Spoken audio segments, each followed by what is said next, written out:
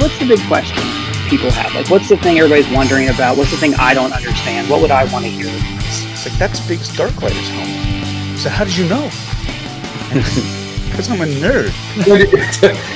Cassie and Jim on the beach, and people are like, no. I can literally hear people that go, no. Because Darth Vader was the scariest thing that had ever happened to anybody, and this guy literally looks like the devil.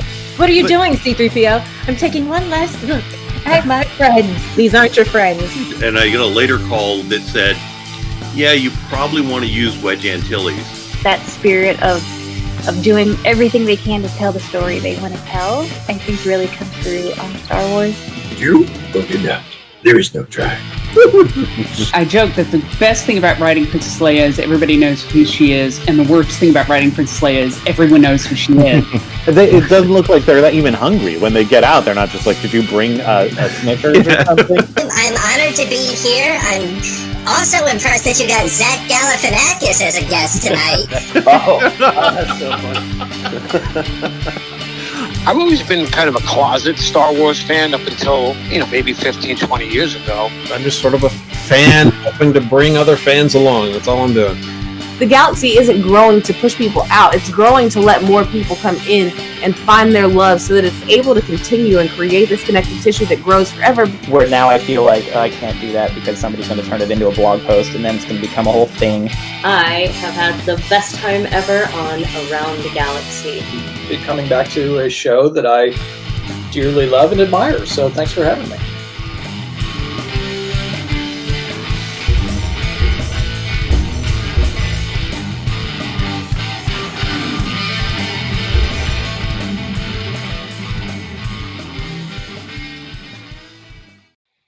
Well, welcome to Around the Galaxy, the Star Wars fan talk show. I am your host, Pete Fletzer. Thank you so much for joining us. If you're watching us live right now, that means you're a patron.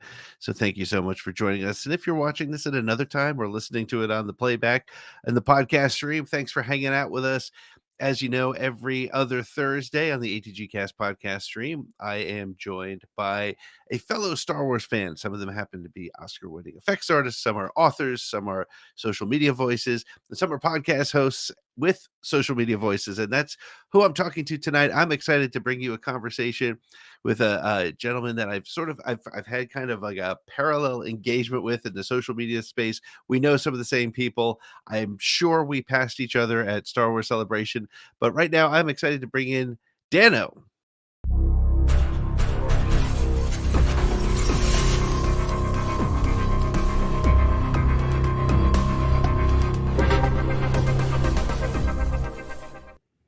Dano, how are you? I'm good. That was an epic intro. I loved that whole video that came through. What a welcome. Well, welcome aboard. So glad to have you with us. It's as I was saying up at the top, you and I have kind of crossed paths through the beautiful world of social media. Beautiful, I suppose, is debatable depending on the day and the conversation. But Dano, for people who don't know you, maybe give us a little bit of your background. Sure. So I'm Dano. I run a little YouTube channel called the Dano channel. I've been at it for, I don't know, about 7-8 years now, quite a while. I primarily review Star Wars merchandise, a lot of toys, all the new lightsabers when they come out, like all the toy ones, action figures.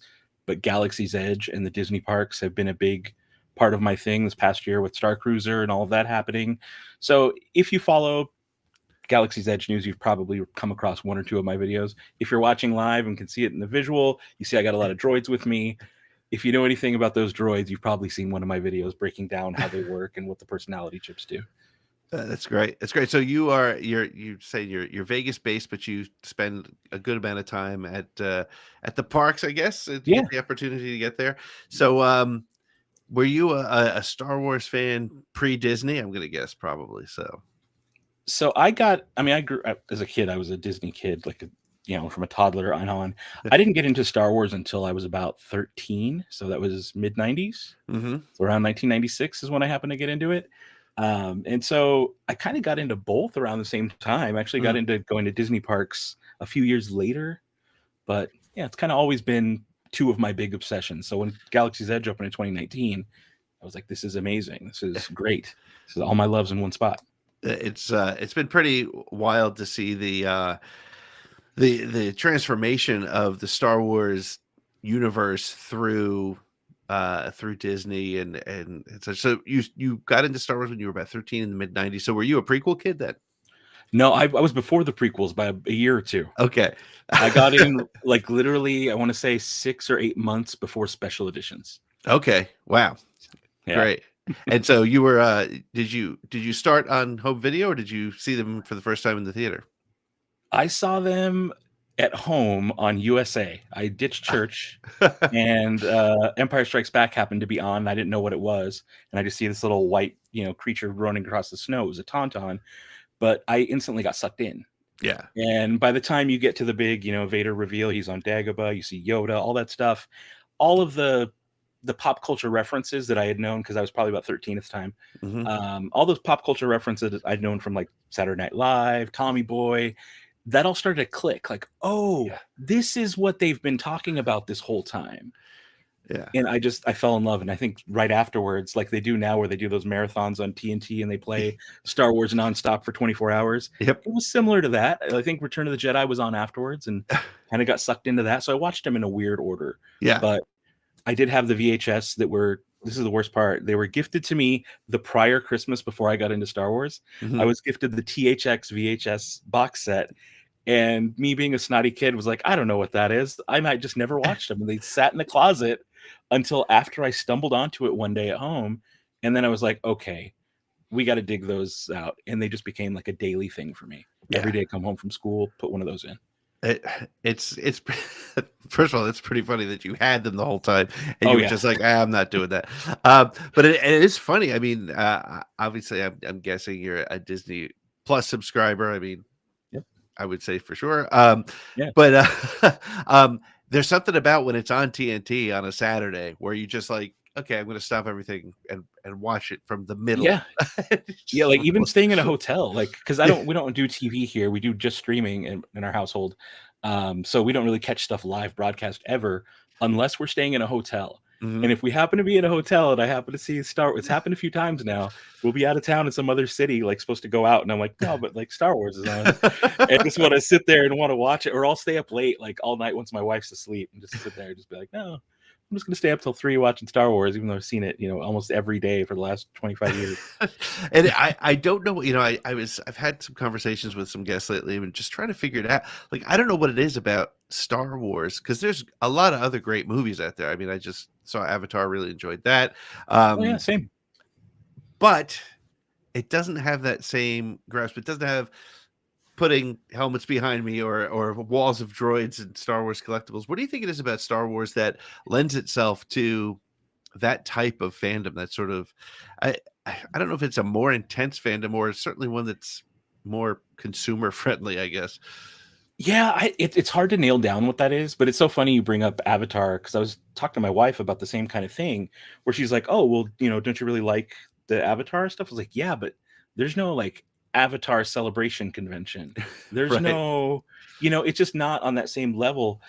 And it does have a lot of those same details. They've built this beautiful world in Avatar just since it's a current topic and I just saw it. But you're right, it doesn't land the same way Star Wars does. You mentioned merchandising. I'm surrounded literally by like $2,000 of lightsabers, a couple hundred in droids. So yeah, merchandising is a huge, huge part of it. And we've got years and years to go off of, 40 years now of just little trinkets and merch. And like, I can't move my arms too much without knocking something Star Wars over. Right. And it just has become that. And I think maybe that was like when I got into it in the 90s, it wasn't as popular. It was still kind of a fringe thing. Yep. It was like, oh, the people my age, their parents maybe saw it when it was originally in theaters and they got their kids into it. But the kids my age at 13 and 14 in the 90s who were into it, we were kind of weirdos. We were like, well, yeah, why are you watching that old movie from the late 70s? Yep. We have Jurassic Park and stuff now. So it was kind of a weird thing, but there wasn't a lot of merch then. And it's funny you mentioned the merchandising because after the prequel era, that's when they kind of really started again going hard. Yeah. And so now we have merch for everything. And I have literally right next to me stuff from the 90s, stuff from the 2000s, 2010s, a ton more stuff from recently. So I think that has been a big part of it is being able to tangibly hold, touch, and look at and like eat, sleep, and piss Star Wars. Like, well, and it's funny too, because I think there's something about the character design. I was talking to Jordan Hembrow a couple weeks Oh, yeah. ago, and we talked about, like, for example, um, of course, people like to make it a contentious point, but the shelves are still full of Landos and Jyn Ersos and Rose Ticos. But I think it's because they're humans, whereas all the Star Wars stuff that we like to collect is, I see droids behind you, I see helmets behind me. There's something about that. Do you think that it's and maybe that's why something like Avengers or the MCU isn't quite as collectible? Yeah, I mean that design, that art design, that going back to the Ralph McQuarrie art and what he kind of put together with all the art direction, it is a special kind of thing. It's not something we've seen replicated in the same way. There's been a lot of stuff that's kind of touched on it throughout the years. You'll get stuff like Stargate. You'll get stuff like The Fifth Element, which kind of borrows from everything. And it just, I don't know. It's hard to nail down what it is about that look, because it is an aesthetic. You can look at something and say, that is Star Wars. Yep. And you could look at something and be like, that's trying to be Star Wars. And there's like a clear difference a lot of times. And I don't know, it's a weird mix, because I would say it's the lived in kind of universe. That's something we always go to and say as fans. Right. But that's not necessarily even the case. Right. I mean, the Tantive 4 did not look very lived in. That's the first shot we see in Star Wars. Yep. There's a lot of stuff like that where it's like, well, dirty and mucked up doesn't make it Star Wars. But there is a certain vibe that everything has to it. That's a great way to a good point, because there's something just looks Star Wars. Well, but it's funny too how things kind of grow into looking Star Wars. Like, for example, I love K2SO. He's probably one of my favorite Disney era characters. And when I first saw him, I was like, I don't know. That looks kind of like a lazy robot design. But now it couldn't look more Star Wars. And there's something about the look and then what they do with that type of character, perhaps. Yeah. And I mean, K2 is a good example. Like, in the eyes, he has very droid-like eyes, similar to like a protocol droid. Yeah. So there are these little nods and little details on these things that eventually make them feel Star Wars, even if they are foreign feeling at first. Yeah. They do kind of grow into it. Yeah, I think that's that's a really interesting point about how it kind of grows into it, because it is, every time we get something new, it feels a little strange, and then I will be the first to it. When I saw B2 emo for Andor, I was like, really? Come on, we really got pretty basic with that design, and then. There's never been a more Star Wars droid than right. B2. And seeing what they were able to do with such a basic little shape, and he was able to emote so well. I mean, he was speaking, which is rare for a droid to be speaking Galactic Basic or whatever, but they got so much out of that little simple box of a droid. Yeah. And that's got to be the hard thing that like these creators at Lucasfilm are up against with every new show, every new release, is how do we, release something new that people like us, when we watch it, we aren't taken out of it, but it feels Star Wars, but it's still different enough that it will grow eventually, right? Like, because it is unsettling at first. Like, well, we've never seen that before. It's never done this, and eventually that has to stick and it has to land, and we have to accept it and kind of just grow with it. And yeah, it's a very difficult task. I wouldn't wish on myself or anyone else, because you can't please everybody. And I think they've done a pretty good job with a lot of the stuff so far. Nothing's been perfect, but I've enjoyed quite a bit of what they've done since Disney's taken over. But for better or for worse, not everything landed with me, but most of it has. Yeah. Yep. No, I would say I'd put it the same, and it is interesting too, because depending on where you come into Star Wars, I mean, you just told us about your experience, and it's one of the challenges, I imagine, is going into anything new that we're getting and being comfortable with it without being pulled too far out from it. I've been reading because we're recording this toward the end of 2022, that the time when 4 to the 5 Disney era films came out. So I've been going back and reading my reviews and my response to them. And it really was an interesting kind of combination of that was amazing with something was missing. And even the prequels, because I was 7 when Star Wars came out in 1977. I am constantly bringing an expectation. Do you think expectation is a good or bad thing in this current Star Wars era? It's tough because I mean the speculation and the lead up and seeing little leaks and photos, or like today we got a 1 second shot of Ahsoka, Right.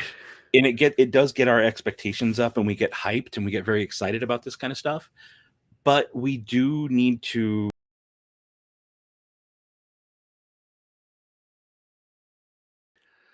we can't just live off of those expectations entirely. We have to, like, sure, we can speculate and we can check the rumor mill and see what excites us. But as a fandom, I think we can do a better job maybe of leaving those expectations at the door when we walk into a theater or turn on that show at midnight or whatever. Yeah. And just, have fun with the expectations, but don't lean on them too much because it's ultimately disappointing. And if all of our expectations are met, then the creatives haven't done anything original to surprise us. Right. And that's kind of a failing if all of our expectations get met. We should have the unexpected throw at us all the time. That means they're doing a good job in creating something new and different. I think that's a great point. There was a tweet this week. Somebody said, the way to be successful with a comic book movie is to listen to the fans. And that struck me as a really narrow focus. And obviously it's probably in reaction to some of the James Gunn and DC action that's been going on. But I would agree with you. I think we have to, I think as a fandom, we need to learn to check those expectations at the door. I told this story not too long ago, but when we went to the end of Book of Boba Fett, the final episode, in my mind, I knew what was going to happen. The Pikes were going to do this and this was going to happen. Of course, none of it happened. And I walked out of it disappointed. And then I watched it with my 10-year-old son. And at the end of the episode, he turned to me and was like, that was the coolest thing I've ever seen. And you know what? It was. I mean, it was Boba Fett on a Rancor. It was it was pretty street neat. fighting. It was awesome. But so when you think of Star Wars, what is it about Star Wars that brought you into it, do you think? Because I think that's also drives our expectations to a degree. So for me, it was with the timing of it being the like 1996. Mm-hmm. What got me into Star Wars and really got me like diving in was there was a little game called Magic the Gathering around that time that was getting big in schools, but there was also a Star Wars CCG game that was starting around then too, which was very much like Magic but Star Wars. Yep, I remember that And game. there weren't a whole lot of action figures yet at that moment, like right when I was getting into it, but the local comic shop that I would go to all the time had these cards. And so I think I played the game maybe twice ever, but I collected hundreds of these cards. And so you'd have like character cards for all the aliens inside the cantina. Yep. So I'm learning about like the Shistavinan Wolfman and the Mantis Kiddick Keedkak, all this minutia world building through these tiny little captions on these cards. And so my afternoons, like I would save up I'd maybe save up snack money or whatever and go down to the local shop and buy a pack of 15 cards and hope I got a rare. Yep. But it was that lore that was built in to the description of all these cards and all these sayings, and that's what built Star Wars for me, was that card game and just knowing so much more about it. Because then I'd watch like, oh well, now I know who that alien is, now I know a little bit about Boshek's backstory or whatever. And the fact that stuff existed in the mid to late 90s on a movie that was at that point 20 years old, right, was just insane. That all that research was done. All those aliens had a story. Whether they showed it on film or not, somebody wrote and came up with a story for all of them. Right. And so it's that intense world building that existed that kind of sucked me in. I think maybe that's one of those things that a lot of us fans get sucked into also is, we can buy an action figure of, I mean, now Mon Mothma is such a big name, but for how long did no one really like, oh yeah, Mon Mothma's a weird creepy lady, the battle plans. And that was it. And now we look at Mon Mothma so much differently. Right. Just within these last couple months, because they're able to give more story to these background characters, and they do it so well. It's and they're doing a very good job of introducing us to characters in live action, for example, that have existed before, and doing. I think that's a big challenge. That I think, if I would say the thing they're doing best is introducing somebody like Ahsoka or Bo-Katan into live action. Where I always use my dad as a reference point. He's 75 years old. He loves the movies, but and watches the live action, but animation he doesn't care about. But I was able to talk to him about Bo-Katan and Ahsoka and bring in those characters, and he didn't need to have seen everything that had come before. And I think Yeah. they've done a nice job of bringing that introduction.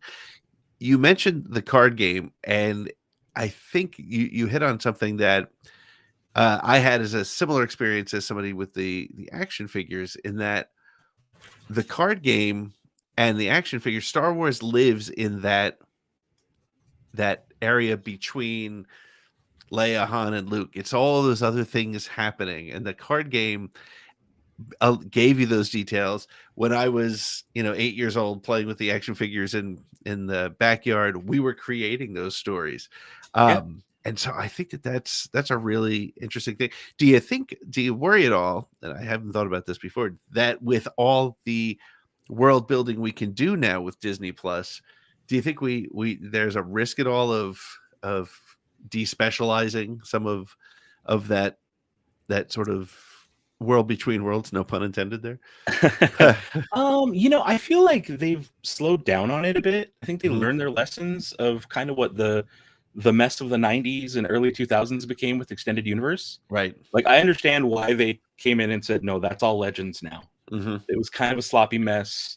We'll pull what's good and what we can make work, we'll reuse and canonize it in a maybe slightly different way. But they went a little too hard, too fast with all the extended universe stuff. Yeah. And it kind of got mucky and hard to follow. And even myself, who at the time was like getting really, really into it, I would see all these books and stuff and be like, I'm gonna stick to the cards. Yeah. Like, that Yeah. seems like a bit too much for my level at that point. Yep. I mean, look at me now, some 20 years later, like surrounded by this stuff. But even still, I'd still kind of look at some of that stuff. I'm like, it's a little too much. So I don't think they're doing too much now. I think they've kind of reined it in and they're doing it a little slower. Where we see a lot of the stuff with new stories, with like fleshed out characters, is the High Republic books. That's Mhm. their biggest initiative over the last year and a half. Yep. And so that, I feel like, is a good pocket to keep that in, where it doesn't change or make too muddy any of the sequel stuff, any of the prequel stuff. It just kind of adds a little bit of chunks of info here and there, like, oh, that kind of ties in a little bit, that's fun. Right. But it's not super important. You don't have to have read it, but if you did, it's really enjoyable, and it's kind of a nice supplement to the Star Wars experience, but it's not like necessary. And you don't end up at this point where it's like, well, if I didn't know all of these extra little side characters, I'm lost. It's not like that at all. I think they've found a good way to kind of like rein it in and do it slow and steady. But I wish maybe we got a little bit more sequel era world building. Yeah. Just a little bit. And it'll be interesting to see what the Mando era does for the sequel stories. It's like the great transition. That's what it could be, is this transition that hopefully helps the sequels be better. Because that's what Star Wars has been good at all this time. Every time they put something new out, it kind of helps the older stuff that we've already seen just be a little bit better. Yeah. No, and I think, I haven't thought of it that way, but I think you're onto something. I think the sequels, I will get so much hate for this. It's not that I love The Last Jedi. I love Force Awakens. Rise of Skywalker I have some issues with, but I think Rise of Skywalker was really the first movie that I felt like didn't necessarily build on where we were. It was just sort of, and whereas even Clone Wars, even the most obscure Clone Wars episode, it's making some sort of connection to something else. So and I think we're on the same page as far as how we feel about the sequels, because what you said pretty much nailed it. I like the first two, and Rise just kind of, there's a lot of stuff I like about it. Yeah. Overall, I don't really like it much.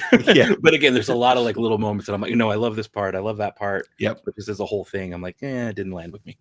Yeah, as Jason Fry put it before it came out, he called Attack of the Clones his 10th favorite Star Wars movie. I call Rise of Skywalker my 11th favorite Star Wars. It's still on there. If I had 11 kids, I'd still feed them. But so let's talk about the Dano channel and how did you get into? I mean, it seems like, correct me if I'm wrong, you have some very specific types of toys that you collect and you talk about, but tell me about how you got started in that and what the road was to there. So my channel actually started completely different than what it is now. I did like a whole 180. You mentioned my love for Disney stuff earlier. So I was painting. It became a popular thing in like the 2010, 2011-ish, around then, to paint Tom's canvas shoes Mhm. with like just, they were just canvas shoes. They became popular. People were painting stuff on them. So I had painted some for my girlfriend at the time with the Disneyland castle and the World of Color show from the other park onto these like dark blue Toms, like a nighttime scene, painted it on there. And she kept getting a lot of compliments at the parks when we would visit. And so one day my son was sick because he was younger. I think he just in like preschool, but he stayed home with me and I had to take a day off of work.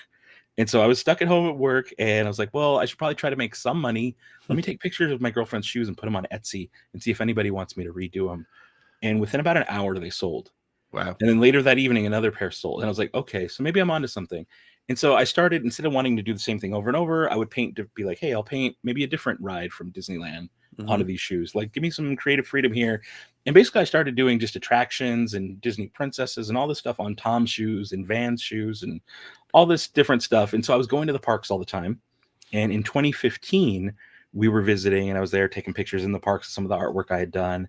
And we were there for Star Wars Celebration because I also happen to be a big Star Wars fan, but that wasn't what my channel was about. It was really just artwork. And we were there and I was like, well, let's do some like Disney parks vlogging kind of stuff. Let's video while we're here. I did a video of my son building one of those plastic lightsabers where you put all the pieces together. Yep. And we had a good time. And you did a video at Star Wars Celebration. It was fine. It didn't do super well or anything. And about 6 months later, I checked my analytics on old videos, and that video of my son building the lightsaber was up to like 65,000 views. Wow. Which at that time I was like, that's really good for my channel. What's going on with that Star Wars video? Yep. And so I went back on my next trip and I was like, well, I'm going to do a video of me building one. Let's see how that goes. And so I built the lightsaber at the little station, had my girlfriend film it. It did great. And so the next time, like a month later, I was going back and I was like, okay, I'm going to sit here for like an hour and build every character's lightsaber and just film me building it. Yep. And just release those as videos. I'm going to go dig out my old Star Wars collection, my old Star Wars micro machines. Let me dig those out from the 90s because that was another thing I kind of got into and started reviewing and like unboxing those. And that was 2015. So later that year in September was our first Force Friday. Right. Yep. And that night at midnight, all the new merch for Force Awakens came out. So I went to Toys R Us, kind of filmed the crowd outside, filmed what that was like. And I came home with my haul. And I just started, like, from that point on, the channel transitioned into just, no, we're just going to talk Star Wars merch all the time. Yeah. And it just, like that, just kind of clicked. And I was like, no, I love Star Wars. Why the heck haven't I been doing this the whole time instead? Right. That's great. And it's I mean, you got in just at the right time. That was the beginning of the return of Star Wars merch in piles. I remember that Force Friday specifically. I remember my kids came home when we had the little plush BB-8 that made noise, and I remember that was because my kids were younger then. My son was 3, my daughter was 7. So, but yeah, it's interesting that we that there's this whole YouTube world for Star Wars. Do you find I'm trying to figure out the right question to ask for that, but from a do you find it's a very challenging place to play in YouTube as a Star Wars fan? No, I play it pretty safe. Yeah. Like, honestly, I do play it pretty safe. I don't engage in a lot of the fandom menace kind of stuff. I stay away from that. My focus on my channel has always been just focusing on what I like. Yeah. And if there's something that I don't like we talked about, Rise of Skywalker, that didn't really land with me. I didn't make 15 videos about all the stuff I hate about it. That's not my style. That's not my vibe. I don't want to be bringing that out into the galaxy. So I try to focus more on stuff that I do like. Yeah. And that tends to attract a more positive audience. For sure. Yeah. It really does. And so it's one of those things, like, you kind of get back what you put out. And so by not focusing on, too much negative stuff, if there's something I don't like, I'll be upfront about it and be like, look, guys, I don't really like this thing. But that's it. I'm not jumping up and down and ranting, and there's a way to do it. You can express not liking something. It's okay to do that. You can express it and not just be pure vitriol and going for clicks and rage baiting people. There's a way to do it. Yeah. It's not as successful. Let me tell you, I could do it the other way. True. And I would get way more clicks, but I don't want to live like that. I don't want to have that kind of audience. Even when I was covering stuff last year, like Star Cruiser, leading up to Star Cruiser, that was a pretty hot subject for a while. There was a lot of people who still are very upset at the price. Yep. And rightfully so. It's expensive. It is very expensive. Mm-hmm. But that was where the conversation kind of stopped with them, was they were just mad that it was so much and they couldn't go. And that's understandable, but they would just hate the project because of that and not consider anything further. And it was like, okay, you guys got to at least be open to seeing what it is. And it's not for everybody, that's for sure. But I happen to really love it. It's become one of like my top Star Wars experiences, was going to do that. Yeah. And but again, it's one of those things that's hard because not everybody gets to experience that. Yeah. No, and I think you're I have not yet done it. I will. Oh, I will. I'll be there. But you're right. It's a different type of experience, and I think your point about the more successful channels are the ones that are angrier. You just can't. You can't live like that. That's just I don't want to come home like have to turn that mode of thinking on and be that fired up and angry all the time. I want to open stuff, knock stuff over, and like laugh. Well, which is the perfect description of my channel. It is a lot of fun to watch it. I was watching the lightsaber video actually before we came on, and it's just fun to watch you enjoying that stuff, because I think that's the key, and I think it's that's one of the things I think social media has done. In fact, I was working on a piece a little earlier this week, but one of the challenges is just remembering or talking about what you like. I mean, the lost art of fandom is being able to have a healthy conversation about what you didn't like about Rise of Skywalker, for example. Like, as a fan, as a lifelong Star Wars fan who literally loves 95% of the things that come out, even the things that I see and I'm like, I still like, it's I'm getting more Star Wars and I'm loving that. And I'm reliving that piece of my childhood and reliving it with my kids and just loving all that stuff. But there's a lost art in being able, I have considered multiple times, you may have even seen me tweet about it, like I want to write the issues that I have with Rise of Skywalker because I have thoughts and feelings on it. But I know that even if it's written as like the best style that I can pull, it's still going to piss people off. And I wonder, is it even worth that effort? You're going to get some jerk who's like, well, you know. Yeah. It's that the nuance in actual, like you're saying, like a mature, healthy discussion, it really is lost. It's hard to find these days. It can happen, but it's very, very hard to find. Yeah, it is. It certainly is. And again, and to your point, do you want to spark that fire, or would I rather talk about, hey, this is what I really love about Star Wars or Book of Boba Fett or Mandalorian or Andor, and focus on that? And it's funny because you get called a shill because you have a positive opinion. Sure. So you do like I do. You make T-shirts that say "shill" and you sell them. There you go. There you go. But at least then you're actually getting a check. They try, not from Disney, that's for sure. But it's so, and I think that's one of the great things about a channel like yours is it's a place to go to watch somebody else enjoying something that you enjoy, and I think that's in a world of, you search Star Wars, the algorithm will deliver to you things that you don't want to see. It also delivers channels like yours, which are worth spending some time with, which is great. Thank you. So, Thank you. Cool. Well, we have the section on the show, Dan, which we call the 10 question segment, and there's no wrong answers. I won't judge you, but the internet probably will. Okay, fair enough. You've long answers, short answers. Have some fun with them. But if you're ready for them, I'll fire them at you. Yeah, let's go. Awesome. Cool. All right. So we just talked about how do you talk about things you don't like, but let's start with, what is your favorite Star Wars movie, TV show, or book? That's tough.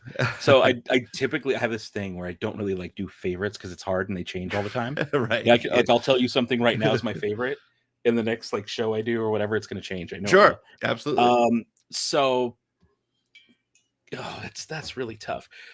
Let's just say Empire Strikes Back. It was the first. It was the one that kind of sucked me in right from the beginning.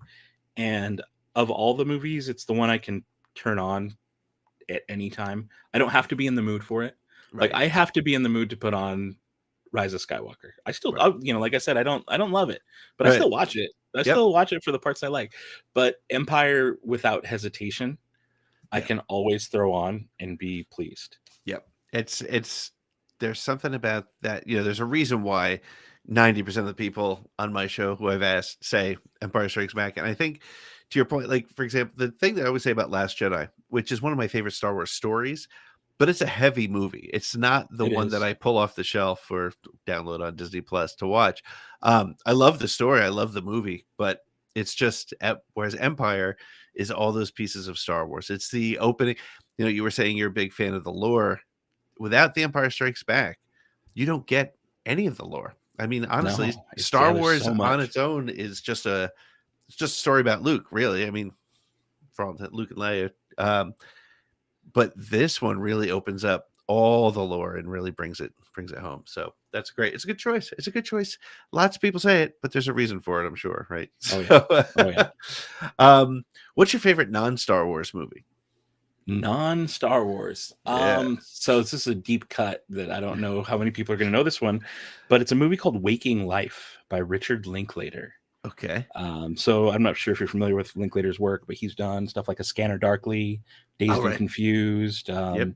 He'll do some goofier stuff like Bad News Bears or the Before Sunrise, Before Sunset, and Before Midnight trilogy. Mhm. So he does, or even Boyhood, which he filmed over like 10 years. Yes. So Yep. he does these really thinky, heady kind of movies. And Waking Life it came out before Scanner Darkly, which was rotoscope. So it's filmed in live action, and then they hand drew and painted over every frame. Wow. Digitally, but still, it's a beautiful movie about dreams and the difference between like our waking state and like what happened. Why are we able to do these crazy things in our dreams that we think of? It's our dream, it's our brain that's doing it. But like, wait, I didn't have that thought, but my brain while I was asleep did. How did I come up with this crazy wow. concept in my dream? It just kind of explores all of this stuff while this guy is kind of walking through town, meeting these weird characters, all talking to him about dreams. It's a really, really interesting deep cut movie, but every time I throw it on, I come back like refreshed and wanting to create.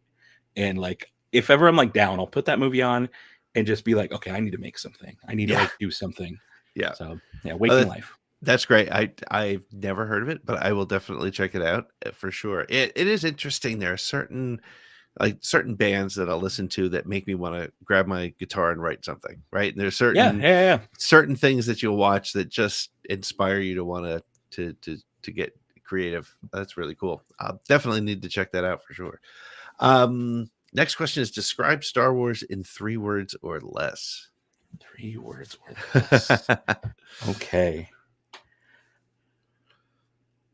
Ooh, this is tough. This is really tough. 3 words or less. Silly space drama. There you go. Yeah. Did you feel like Andor was too heavy, or what was your thoughts on I on thought that it was show? really refreshing to get such a heavy show. Yeah. I thought it was good. Like, I like that Disney's doing that kind of stuff with us now. We're getting different versions, especially within live action. You mentioned earlier Book of Boba Fett. Yep. That finale not quite landing with you, but then when you watched it with your 10-year-old, you were like, okay, I get it. Now I'm getting your energy. I walked away from Book of Boba Fett thinking that show was fine for me, but it was a great live action kids show. Yeah. And like those were my thoughts. Like, that's a great show for kids. Yep. It's not necessarily for me like wanting a mature story. Yep. It's more goofy and silly, but it worked and I had fun watching it. And Obi-Wan, I feel, was kind of in the middle for me. It was like, okay, it was a little heavy. There was some really cool epic stuff, but ultimately some of it didn't really land the way I wanted it to, or I kind of wanted something different when I heard Obi-Wan. But I still enjoyed a good amount of it. But then Andor comes along with this way more serious tone, no longer goofy, which is like my 3 words that I just said. Not at all goofy. There were like no laughs in this show at all. But I loved it so dearly. Like it was so refreshing that we're getting these different takes of Star Wars from the same groups of people who are like, all right, no, we can tell these stories in different ways and different tones. Yeah. Because of course you can. It's a huge galaxy. Why wouldn't there be different types of stories to tell in that galaxy?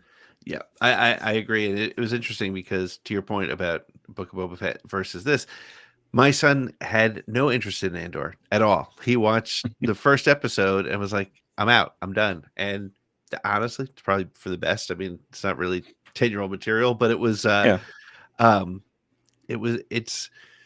There were a couple things that came from Andor for me that I thought was really important. One, it was there's no longer a gray area with the Empire, right? Like these are bad people, they're right? bad dudes. These are the bad. And it was also interesting because of you get a sense. I think a lot of people had said, "Well, how did people forget all about the Jedi so quickly? And how did people forget about Luke Skywalker and Darth Vader in the sequel trilogy or the sequel trilogy so quickly?" It's because it's a big giant universe. Nobody knows about things. I mean, Din Djarin didn't know Luke Skywalker when he walked in the room. Yeah. Right? So, I mean, and even Anakin as a kid was like, "Oh, are Yeah. you a Jedi? I've heard stories about Jedi, but they don't make it way out here to the Outer Rim. Like, you're a myth." And Yep. so, I mean, that's sure. Our lens of what we got to see in the prequel trilogy was all Jedi and the Jedi Council and all the stuff on Coruscant. And sure, they go through Clone Wars and they're police that show up to little battles here and there. Right.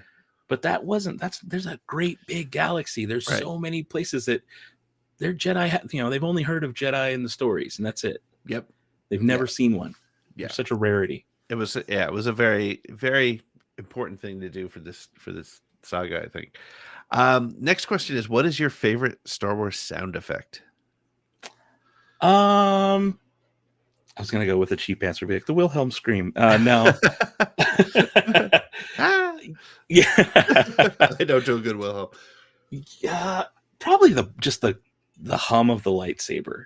Yeah. That first time you hear it ignite in Ben's hut, when he gets it out, your father's lightsaber, like that ignition and that hum. That first time we hear that, so what a unique and different sound that now I get to hear like every day. But the first time here.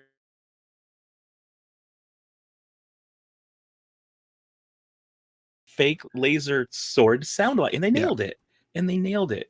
Yeah, it's funny. I've said it a number of times on the show. Well, I was very fortunate. I used to do in the 90s, back when you were discovering Star Wars, I was writing for Star Wars Galaxy magazine. And nice. The first interview I ever did was with Ben Burt. And which was just, it was hard to top. But one of the things that I think is so interesting about all the sound effects from Star, it's very similar to what we said at the top about the look of Star Wars, but the sound of Star Wars. All these sounds that if you heard them without seeing Star Wars, you'd have no idea what they are, but they're perfect for everything that we see on screen. The screech of the TIE fighter, the hum of the lightsaber. That's a really good one, especially now after Andor, the way they used that screech of the TIE fighter. So good. Yeah. I think that was one of the, again, much like the making you fear the Empire, like TIE fighters. They've never been so scary. They've never been so scary. Holy cow. And just the pilots I was always a big TIE pilot fan when I was a little kid. But now after seeing that, I really that brought me to that moment, which was so cool, which is really cool. Well, this may be a tough question for you because you're surrounded by them, but what is your favorite Star Wars droid, or who is your favorite Star Wars droid is probably a better way to put it. Ooh, that is a tough call. I do have quite a few of them here. In the film, it's got to be R2. It's always been R2. He is Star Wars, right? Like R2. Yeah. Almost none of this would have been possible without R2. Right. Yeah. So definitely going to go with him. That's a very good call. Can't go wrong with R2 for sure. Okay, which Star Wars character would you most like to be and why? I like this because it's not favorite. Lando. Okay. I would go with Lando because Lando is he's part of the rebellion, but not like fully involved where it consumes all of his life. Right. He kind of does his own thing, and then he's able to like, no, I'm going to help out, and he helps out where he can, and but he still like does his own thing. He has his own little shady business deals he does over on Bespin. He gambles, hangs out with like all these beautiful aliens, and like he kind of does whatever he wants, but he's still a good guy. Yep. So yeah, I would go with Lando. I think that's a great call. I love that. And you know what? He's the only one that survived all the way through. Yeah, that's true. All right. What's an unpopular Star Wars opinion that you have? Unpopular Star Wars. One that gives you like, you know, people be like, I don't know. Last Jedi was one of the greatest Star Wars movies. That is a somewhat unpopular one. It's weird though, because a lot of people have come around on that, I feel, lately. Yeah. Unpopular Star Wars opinion. Oh, that's tough. I don't know. Or maybe an opinion that just like you're like, this is the hill I'm gonna die on, and it may or may not be unpopular, but the hill I'm gonna die on with Star Wars. Oh, I'm trying to think of what's a crazy, because I know I've had some weird takes over the years, but I'm trying to think what's a good one that would this is what, back to Star Cruiser. Star Cruiser may be the best Star Wars experience a fan could have. And like I seriously believe that. And I can't wait to go back. But it was so different from any other way I've ingested Star Wars. And again, it's just sucks that so many people are not going to be able to get to experience that and won't understand what I mean when I say that it's like the best Star Wars experience, but I truly do feel like it is. It just sucks that barrier to entry is so high. Yeah. But it's so different to be able, like I said, eat, sleep, and piss Star Wars earlier, but you literally do for 2.5 days. And it is amazing. And it hard. You're like, you have kind of withdrawals or like a weird, like after a convention or after a camp, you kind of feel down a little bit, like a little bit of a depression. Right. That's normal. This felt so much worse the next day after Star Cruiser. I was just like, I was crying. I was actually like upset. I was at Disney World. So I'm like supposed to go to the parks and hang out. And I didn't want to leave my hotel room the day after. Wow. I was like, it hit me hard. And so, yeah, I will, that's the hill I'll die on, is Star Cruiser is the best Star Wars experience a fan can have. That's great. Now you're making me want to go even more. I guess I'll well, I can, if I sell one of the kids, then I don't need to bring them. There you go. Your cost significantly lower. Right. Yeah. Right. No, that's horrible, but not entirely untrue. If you could own any spaceship or vehicle from the Star Wars universe, which one would you own? Dash Rendar's Outrider. Oh, there you go. From Shadows of the Empire. Yeah. Yeah. Do you think we're gonna get? I posted a tweet about who are we more likely to see in live action, Kyle Katarn or Dash Rendar? And how did the answers go? The answer's a tough split. A lot of people, it came back mostly Dash Rendar, primarily because Kyle Katarn's story is closely tied to what Rogue One became. Yeah, and that already has been told, so Correct. We don't need Kyle Katarn anymore. Right. Yeah, I would say Dash Rendar, because we could see him show up. Maybe we see an old Dash Rendar run into Mando in season 3 or something. You know, like how insane would that be? He wouldn't have to be a big character, but it could be like Cobb Vanth. Right. Oh yeah. I mean, not even as much as Cobb Vanth. I mean, Cobb Vanth got whole episodes. Yep. But I would love to see like, just run into this dude who like causes Din Djarin some trouble or helps him, and it's like, oh no, that's Dash Rendar. Yeah.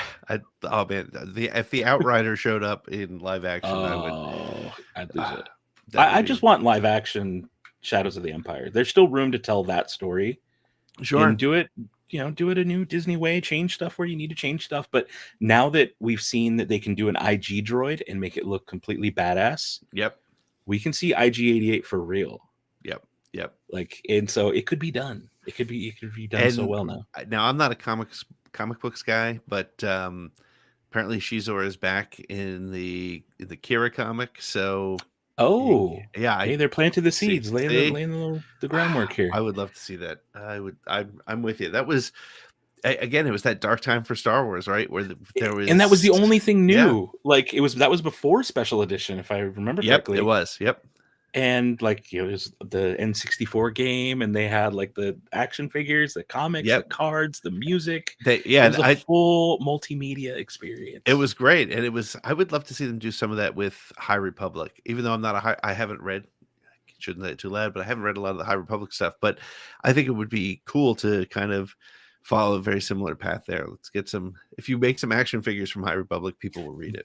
I think that's what we need. As soon as they start making High Republic action figures, more people will be like, okay, well, who's this Buriaga Agaberi Wookiee Jedi? Let me learn more about him. Yep. And we'll start, even if it's just reading the Wikipedia about him and learning the story. That's the first steps into a larger world, right? Yeah. Where people might pick up that book, or they might get the trade paperback of the comics and Yep. read 5 or 6 issues. Something like that would kind of get that going. But once they can touch and they can pick up that Jedi or whoever, Yep. then they're a little bit more invested. Yep, for sure. I think that we just figured it out. Now, if Lucasfilm, if you're listening, go ahead, make some toys, and we'll buy them. What is your favorite Star Wars moment? Favorite Star Wars moment. Lately, again, my favorites always change, so nobody Sure. hold me to this. But the first one that comes to mind is actually a Lando moment from a movie I've mentioned a couple times that I don't like. Rise of Skywalker.